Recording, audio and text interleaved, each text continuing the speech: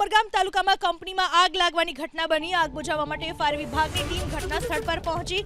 ગામની કંપનીમાં ભીષણ આગ લાગી। બપોરના સમયે લાગેલી આગ કલાકો બાદ પણ કાબૂમાં નથી આવી।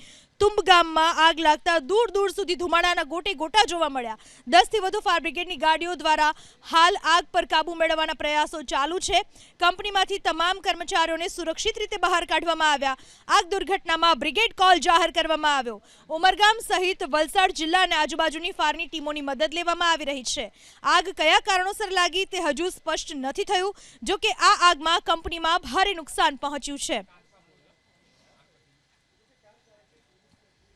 कामगिरी भी हाल में चालू है। अभी 8 से 10 गाड़ी तो हमने बुला ली है पूरा डिस्ट्रिक्ट की, और कामगिरी चालू है। और प्लास्टिक का रॉ मटेरियल है, प्लास्टिक का दाना बनाती थी लुक्रो कंपनी है, और उसमें रॉ मटेरियल में आग लगी है और शायद शॉर्ट सर्किट हो सकता है। अभी 1:30 बजे दोपहर को लगी थी। अभी मेरे ख्याल से